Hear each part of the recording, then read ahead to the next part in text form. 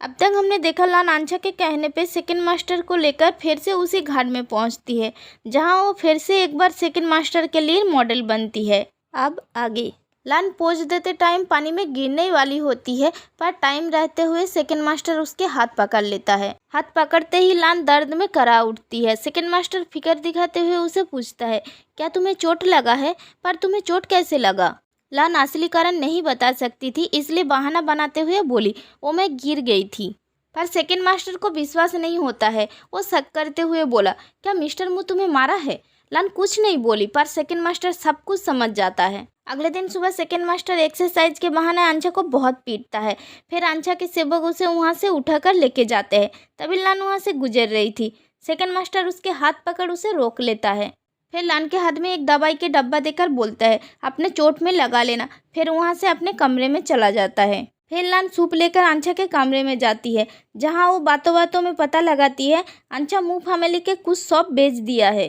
पर लान सब कुछ अच्छे से कैसे होने देते। फिर वो मिस्टर जिन से मिलती है और उनसे सामान एक्सेप्ट करने के लिए मना कर देती है। आंचा जब मिस्टर जिन से मिलता है, मिस्टर जिन ये बोलते हुए सामान लेने से मना कर देता है, क्या तुम मुझे बेवकूफ़ समझे हो? इस सामान की क्वालिटी सेम नहीं है और तुम पैसे मांग रहे हो, तुम्हें एडवांस भी वापस करना पड़ेगा। ये सुन आंचा बहुत ज़्यादा बहस करने लगा। इसके फ़ायदा उठाते हुए मिस्टर जिन अपने आदमियों से उसे बहुत ज़्यादा पिटवाते हैं। यहाँ पे सीन चेंज हो जाते हैं। आंचा के वापस आने पे लान, यांची और जीसा तीनों मिलके उसके घाव पे दवाई लगा रहा था।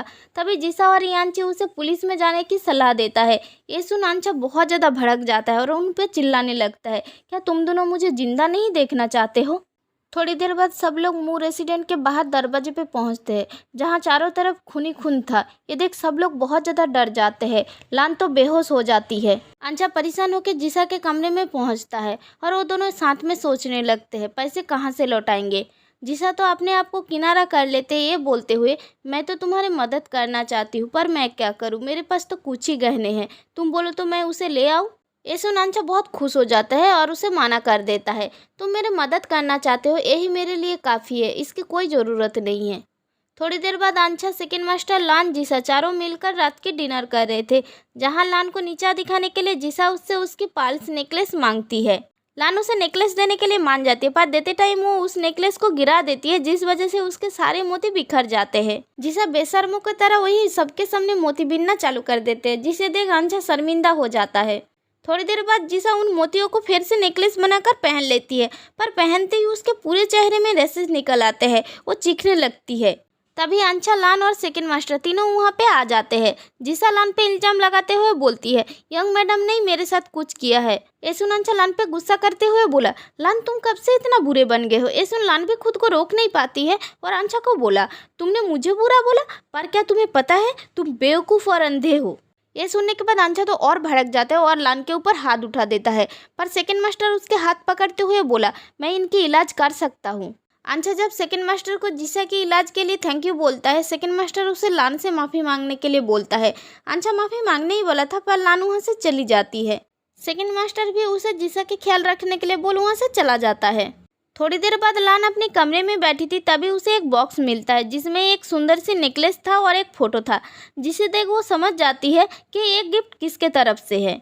लान उस गिफ्ट को उठाकर सेकंड मास्टर के कमरे में चली जाती है और वापस करते हुए बोली, सॉरी मैं इसे नहीं रख सकती, ये बहुत ज़्यादा महंगा है, आप इसे वापस ले लीजिए।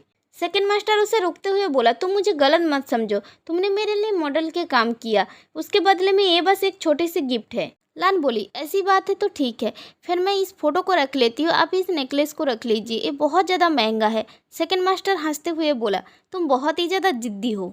लान पूछते, क्या आपको मेडिसिन आता है? सेकंड मास्टर बोला, हाँ मैं कुछ दिनों के लिए मेडिसिन सीखा हूँ। उसी टाइम जीसा और आंचा वहीं सेकंड मास्टर के कमरे के बाहर से जा रहे थे, तभी उन्हें लान की सेविका दिखी। ये देख आंचा समझ जाता है लान अंदर है।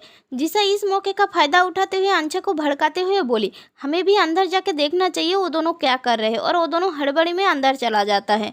अंदर जाके वो दोनों शॉक्ड हो जाता है। मिस्टर टंग लान को मेडिसिन सिखा रहा था। सेकंड मास्टर बोला, क्या बात है? आंचा के चेहरा सफेद हो जाता है। जैसे तैसे वो खुद को संभालते हुए बोला, मैं जीसा को आपके पास लाया था थैंक यू बोलने के लिए, कल आपने इसकी इतनी मदद की है। तभी जीसा बोली, जी जी मिस्टर टंग थैंक यू मेरे हेल्प के लिए। तभी लान खड़े होते हुए बोली, मुझे लगता है तुम बहुत ज़्यादा हताश हो, तुम जो देखना चाहते थे ऐसा कुछ भी नहीं है यहाँ। तभी जिसा भी पलटवार करते हुए बोले, तुम्हें क्या बोल रहे हो, पर हाँ तुम्हें इस तरह अकेले में मिस्टर टांग के रूम में नहीं आना चाहिए, लोगों को पता चलेगा तो लोग क्या सोचेंगे, तुम्हें उनसे थोड़ा दूर रहना चाहिए। तभी सेकंड मास्टर बोला, मैं और लान तो बस वेस्टर्न मेडिसिन के बारे में डिस्कस कर रहे थे, आप कहना क्या चाहते हैं।